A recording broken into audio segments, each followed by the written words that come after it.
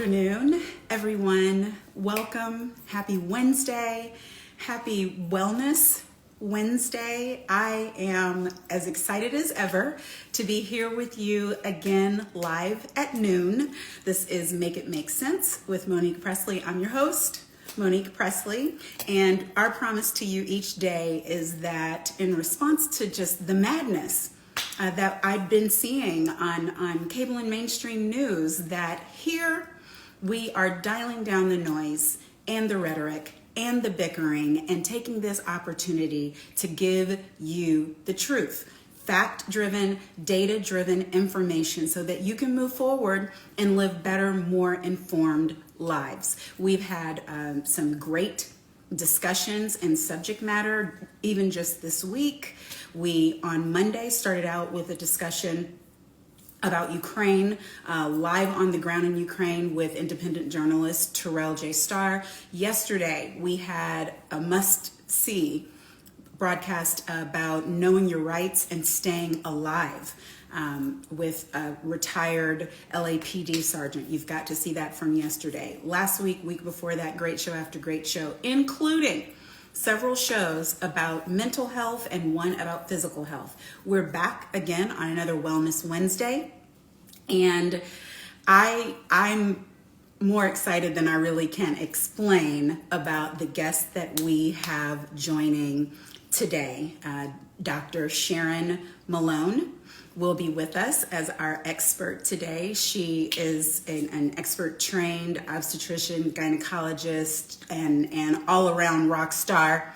I'll let her tell you whatever she wants to tell you about herself. And she is now the medical director at a new company called Alloy. And we are going to talk today about Black women's health, maternal health, post-childbearing health, health entering and through menopause, because the numbers for the way that we are treated in society and the disproportionate effect and adverse outcomes are too much to accept. So I have an expert, as usual. I have phoned the be-all, end-all in expert phone-a-friends to get the 411 on what we need to do going forward, and that is Dr. Sharon Malone. Hello, Monique. How are you? I am great. I'm happy to see you. I know it's been way too long. It really, really has. But, for such a time as this, please, guys, put some hearts on the screen and welcome Dr. Sharon Malone. And now that she is on the screen, I'll go ahead and say with full disclosure that for about 14 plus years, she was my OB and my GYN until she just deserted me for greener pastures quite recently. But obviously she didn't desert me because she's right here with all of us now. But she saw me having my first child, through the birth of all of my children, and into another phase of life that we will be talking about today. So I know up close and personal what it means to have the best of the best and quality healthcare. And I think that is where I actually want to start, Dr. Malone, because I was reading something just this morning about Black women in the United States and how we have unacceptably poor maternal health outcomes. It says, including disproportionately high rates of death related to pregnancy and childbirth, and that there are all kinds of societal and health system factors that contribute to these poor outcomes. But I know you know better than all of us what that is. So what is going on with Black women pre and during birth of children that is making our outcomes so low? Well, you know what? There are a couple of things, Monique, and the first and important reason why disparities are as great as they are is simply because Black women don't have access to quality health care. Now, when you look at the number of people who are uninsured in the country, they are predominantly in poor women and women of color. So that's a huge portion of the disparity. But even when you control for socioeconomic factors and access to insurance, there's still a disparity when it comes to African American women and the quality of care that they receive.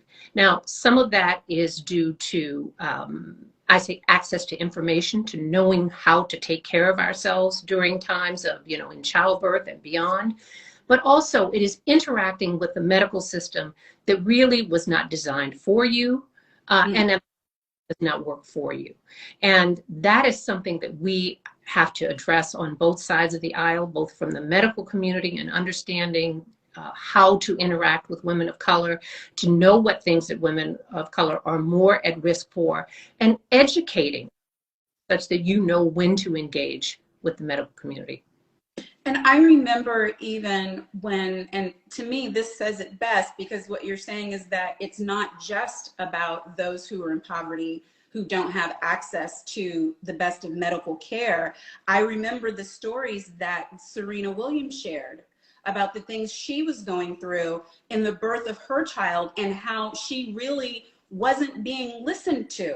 Like, she knew her body, and she was saying, there's a problem, and she wasn't heard. And so many Black women who have access to medical care are saying things like that.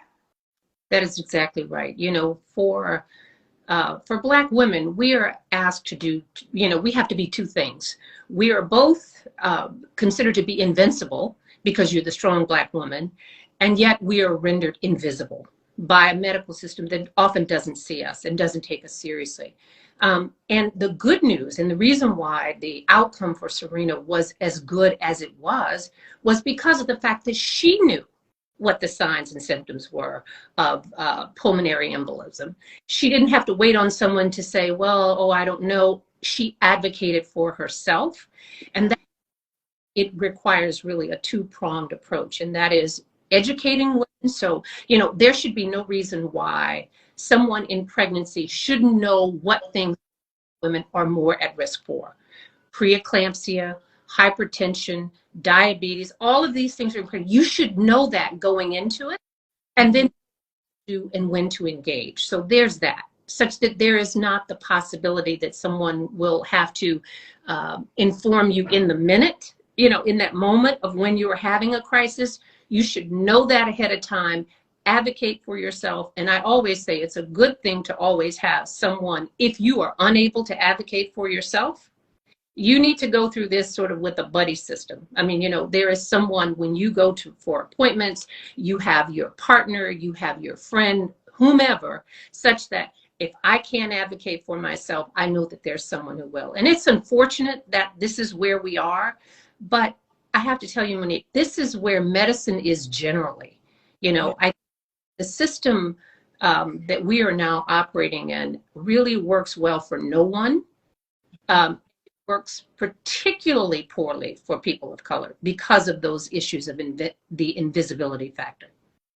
So if a woman when is the best time, I guess is what I'm asking, to make sure for a woman who wants to make sure she's got the best of care? Is it before she's even planning to have a child, if it's something that's planned, so that she knows what her risk factors are? Or how soon after she finds out that she's pregnant should she be getting into the doctor's office? Well, you know what, early on, and I say usually within the first, I'd say 4 to 6 weeks after missing your first menstrual period, that's a good time. But I would even back it up from here, and let's just talk about, what we can do to be proactive in our care. Making sure that you have a good and safe pregnancy means that you should enter that space being healthy, because there are things that will put you at higher risk for a pregnancy just because your general health state is not good entering.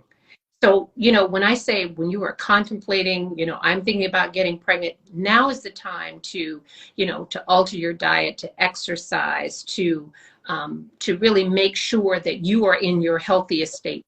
Bring that space, which puts you at lower risk for the things that come up during pregnancy. So that's why I said, it starts yesterday. Yeah. By the time you get and engage with a physician, I think it's really important.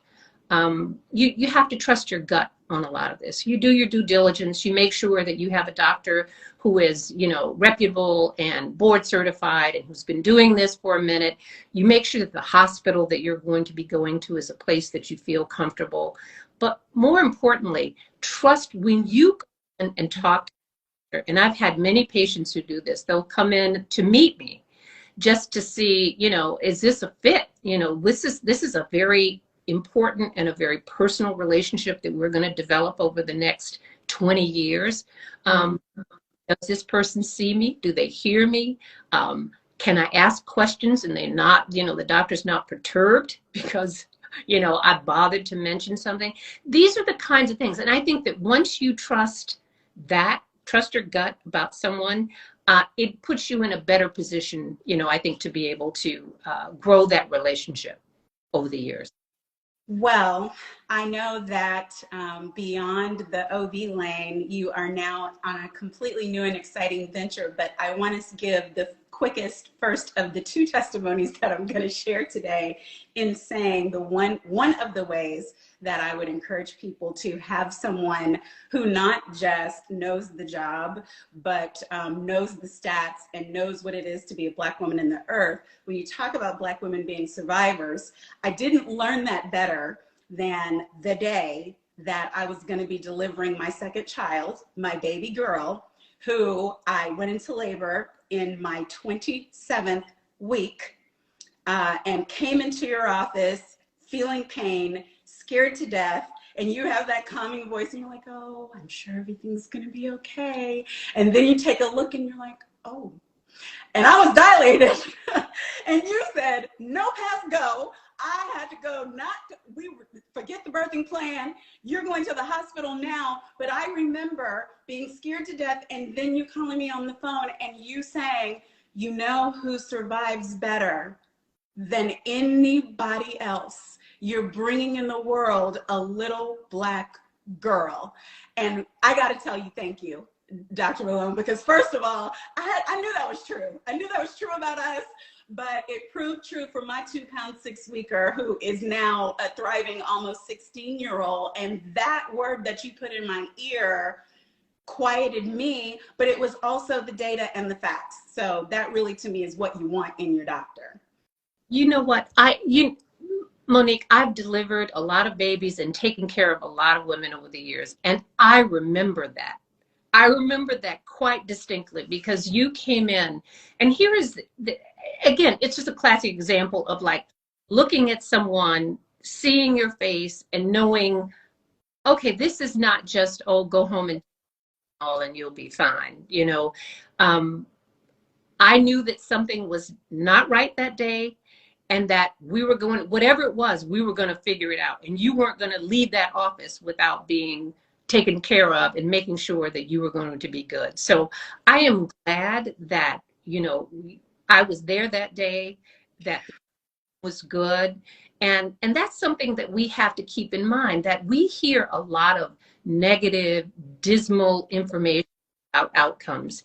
And it's only bad when it's not addressed. Because here is, I think, the good news, and I think there is some good news about modern medicine today, and that is, a 27-weeker 30 years ago, 40, 50 years ago would not have survived. So we have a long way in terms of our ability to address problems when we know that problems exist. And I think that's the take-home message. I don't want any woman out there entering pregnancy to be fearful, because the reality is that we are way better at what we do in terms of outcomes and survival for now, 2022 than we were in 1972. But the difference, and this is, I think this is a very important point to make, and that is the disparities exist. To say to someone that Black women are 3 times more likely to die, as a result of childbirth or pregnancy, and the prematurity rate is much higher. Those are true, but you have to take that in the overall numbers are better. There are far few women dying in 2022 than there were in 1902. And that's the take home message. It should be better. It should always, we can always do better than what we're doing right now, but reaching parity is what we're trying to establish. But overall, I don't want anyone to leave this conversation, oh my God, I think, I'm going to get pregnant, I'm going to die, because that is not the take home message. Your chances have never been better, but we have got to improve how we deliver care such that the maternity mortality rate for Black women should be no different than any other woman who comes into the healthcare system. Well, and certainly as we look at health outcomes overall, just for women who are not expecting, again, I've got to say, guys, you've got to have a doctor who knows you, because when during my years post pregnancy, when I was coming to Dr. Malone's office, she'd be like, no, while you're here, we're going to do all of these things because I don't know when I'll see you again. So you need that person.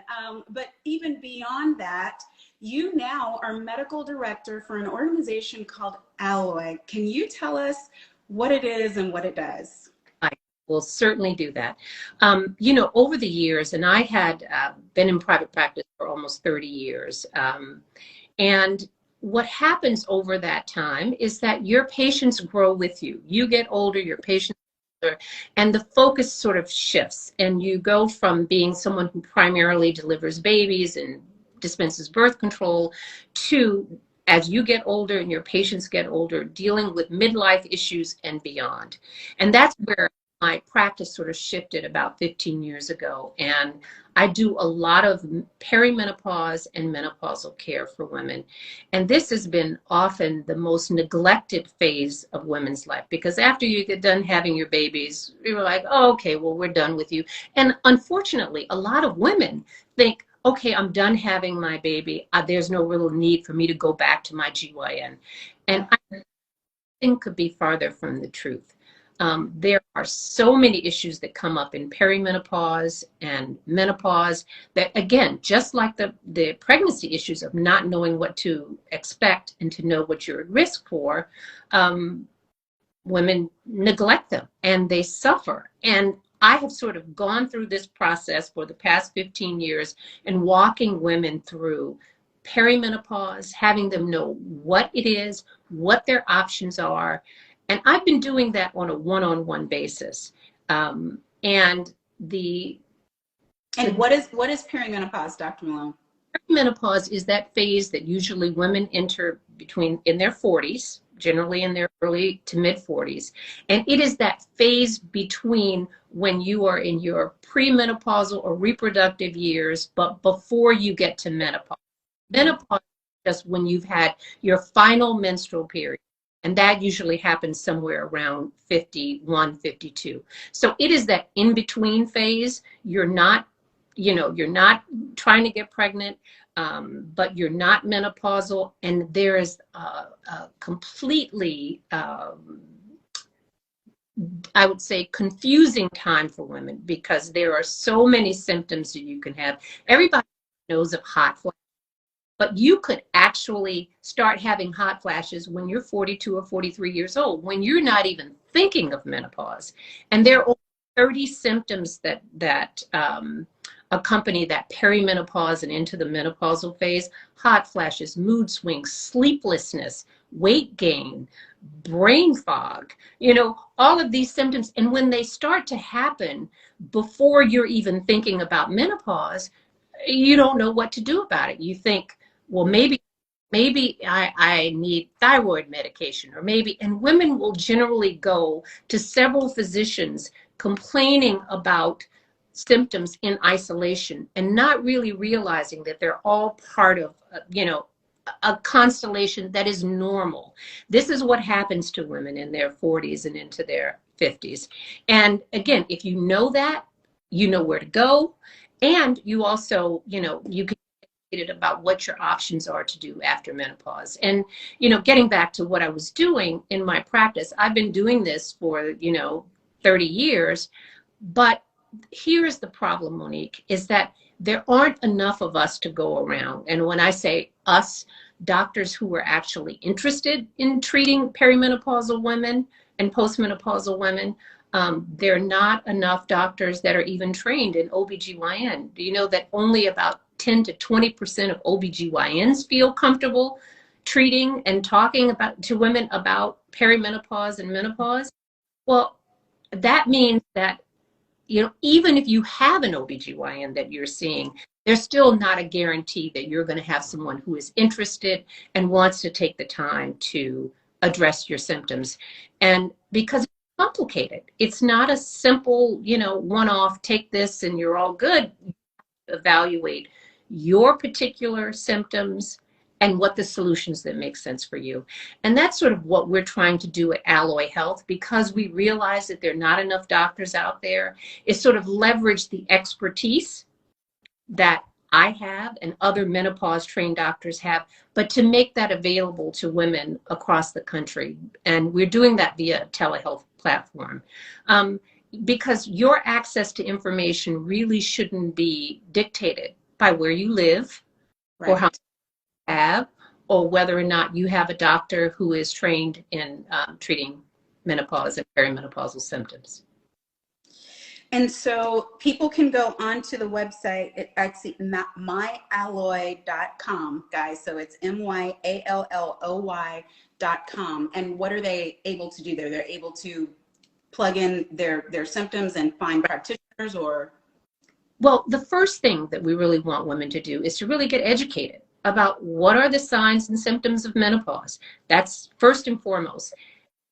Once they figure out, I do fall into this category, then we want you to know what the possible solutions are. And it's very simple, because from that point, you can then, engage with our medical providers, with your medical history, and then we will be able to, if appropriate, prescribe hormone therapy for women, and it is delivered directly to you. So it makes it as possible. And we sort of dispelled the myths about hormone replacement. It is not the terrible thing that most women is, and we just gotta, get that word out and make it easy for women, because I have to tell you, Monique, there are doctors, and I know this because I have interacted with them many times over the years, that do not understand hormone replacement, and they are acting on information in a study that was done 20 years ago, sort of waved women off hormones, and they are still going on that old information because they haven't kept up with the fact that, a lot of that was misinterpreted, and we need to fix that. And unfortunately, a lot of women have suffered in these 20 plus years. And as it relates to African American women, and I think if I leave you with this, with nothing more, that African American women tend to enter menopause earlier, their symptoms are more severe, and they last longer. And so who's suffering most in this perimenopause and menopausal phase? As always, it's African American women. They are least likely to get a prescription even when they come in complaining. So that's what we're trying to address at Alloy Health. Well, guys, I really want you to go to myalloy.com. I'm looking just on the opening page where it's asking about if you're experiencing any of these symptoms, and it lists hot flashes and night sweats and irritability, vaginal dryness, irregular periods, mood swings, low libido, weight gain, and it's, and it goes on from there. And I think that, just as you said, women are going through those things and have no idea what it could possibly be. And even, when I look down at it, obviously my next testimony, which I know it's time for us to go, so I have to say quickly, you need a doctor, guys. I mean, you need a doctor who because I didn't have any of these symptoms, the first ones that I just named, but I truly thought I was losing my mind. I had brain fog beyond brain fog. I had anxiety like through the roof, and it was debilitating. It got worse and worse, which is something we as Black women go through. We think we just suck it up right, because life is hard. There's hard stuff going on. So I'm just assuming that that's what it is. And I know you have to remember, Dr. Malone, I called into your office, and it was only God that I could get an appointment that day. They said, well, she actually has an opening at 10. And I'm like, oh, well, I'm going. And it was a lot for me to even figure out how to get myself together to get in the office. I figured out how to get the kids to school, but that was how much I had just slowed down and the fatigue and all of it. And I walked in and said, I'm losing my mind and I need my brain in order for every single thing else to work. So I don't care what it is you got to do. I need a shrink. I need some medicine. I need whatever it is. And you listened and you said, okay, we can do those things if we need to, and I will give you a recommendation, a referral for that, for someone great, but I'm gonna also take some blood work. And I'm like, blood work? What is that gonna do? Did you not hear me say, I can't add 2 + 2 without struggling? You know, like I am low, I am down in the mud. And 24 hours later, you called and said, Monique, are you sitting down? You're in menopause. I mean, I'd skipped Perry. I'd had my levels checked the year before. I was doing stuff I was supposed to do. And in that year, I had changed. My life had changed. And I truly suffered months and months not knowing what was going on with me. And I was still a little bit touched, truly. But there were other factors. And it's only because I came to you. It's Right. only because I came to you and you knew, I hear what she's saying, but I know what this could also be. You know what? And Monique, if there's a message that I want women to get, is that I am not into suffering, you know, and I don't want women to normalize feeling bad. You know, if you're feeling bad and this is an abrupt change from where you think you have been before, you deserve answers, you know. And I think that if the message that I want to leave everybody with today is that you deserve to feel good and to be your best self. And however you need to get to that, don't get to the point where you assume that feeling bad is the new normal. That's not acceptable. Well, that's what I'm going to lead with when I post this message. But I am so grateful to you, Dr. Malone, you know, just at so many different stages in my life and the lives of just thousands of women I know for sure and their families. You personally have been instrumental, but now through your work, you're going to be helping so many more women. And we want to let you know that you are always welcome here for whatever the growth phases are for this new journey of yours, because it's just so critically important. So I truly appreciate you and everything that you do. Thank you so much for having me, Monique. I really enjoyed it. All right, I'll see you soon, hopefully. Bye. For her to take her time, and she's truly a rock star. Look her up. We just didn't talk about that whole other part of her life where she's had to, while she was being a career woman, while she was being a healer, deal with all the cares and concerns of what it means to be a prominent figure in the United States of America. And that is another testimony, but that's hers to tell when she wants to tell it. For today, she's helping us. And giving the roadmap for Black women through all phases of our healthcare journey. So please, when I post this, share it to your stories. I'm going to post it here on my Instagram feed. It'll be posted on my Facebook page, facebook.com/I am Monique Pressley. And then it'll be posted on my YouTube channel. If you are not yet subscribed to my YouTube channel, now is the time to do it, because in a little while, these shows, after I go live, will only be over there. We're just kind of transitioning, so you still have time to see full shows on Instagram, but that'll be changing shortly. So subscribe now so you can start getting the alerts for when the shows post if you missed the live. If you want to find out more information about the menopausal, the perimenopausal, and menopausal, postmenopausal journey, go to myalloy.com, myalloy.com. If you want to support us in the work that we're doing, if you're finding information, content, clarity, context here, please support. You can go in my bio to the link in my bio for ways that you can support through our business PayPal, through joining Patreon, through Cash App. It's $MoPress. Whatever it is you can do, it all counts, because we have a team that's working hard to bring you the best quality access to information and inspiration that we possibly can. So I will be back tomorrow at noon with more information you need, news you can use, and facts that you can count on. Take care. Bye-bye.